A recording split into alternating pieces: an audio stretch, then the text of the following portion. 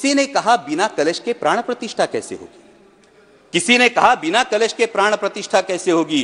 किसी ने कहा जब चुनाव ही प्राण हो तो सोचो कौन सी प्रतिष्ठा दांव पे लगी होगी।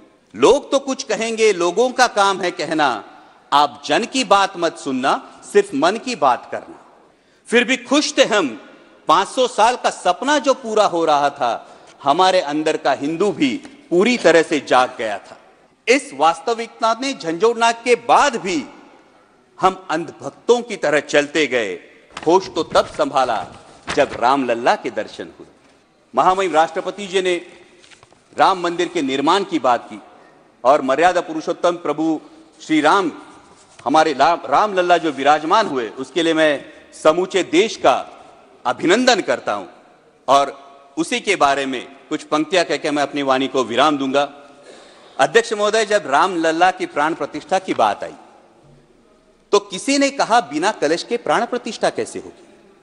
किसी ने कहा बिना कलश के प्राण प्रतिष्ठा कैसे होगी। किसी ने कहा जब चुनाव ही प्राण हो तो सोचो कौन सी प्रतिष्ठा दांव पे लगी होगी। लोग तो कुछ कहेंगे, लोगों का काम है कहना, आप जन की बात मत सुनना, सिर्फ मन की बात करना।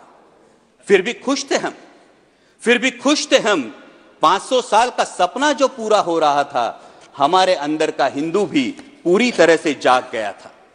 तो चल पड़े अयोध्या की ओर, रामलल्ला की दर्शन की आस लगाए। चल पड़े अयोध्या की ओर, रामलल्ला के दर्शन की आस लगाए। जो सामने नजारा देखा वो देखकर दंग रह गए। वो 3 मंजिलें, 400 खंबे, 32 सीढ़ियां, जय श्री राम का नारा लगाते हुए हम सीढ़ियां चढ़ने लगे। रामलल्ला से क्या गुहार लगाए ये सोचने लगे। पहली सीढ़ी पर याद आई महंगाई, पहली सीढ़ी पर याद आई महंगाई, दूसरी पर देश में बढ़ती बेरोजगारी, तीसरी पर पत्रकारिता की चरण चुंबकता, चौथी पर सेंट्रल एजेंसीज की संदिग्ध भूमिका। हर सीढ़ी पर कुछ न कुछ याद आ रहा था, हर सीढ़ी पर कुछ न कुछ याद आ रहा था। कहीं 15 लाख का जुमला, कहीं किसानों का आक्रोश था, कहीं महिला कुश्तीगिरों की वेदना थी, कहीं सालाना 2 करोड़ रोजगारों का वादा था, कहीं बढ़ती सांप्रदायिकता थी, तो कहीं चुनिंदा पूंजीपतियों पर मेहरबान हमारी सरकार का चेहरा था। इस वास्तविकता ने झंझोड़ने के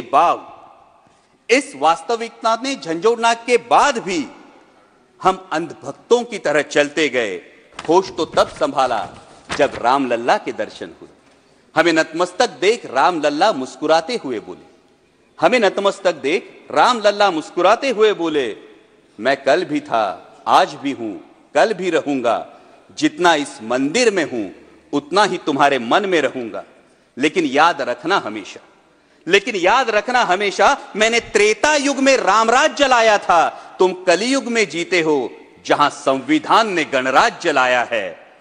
धर्म समाज का किनारा जरूर है, धर्म समाज का किनारा जरूर है, लेकिन देश एक बहती धारा है।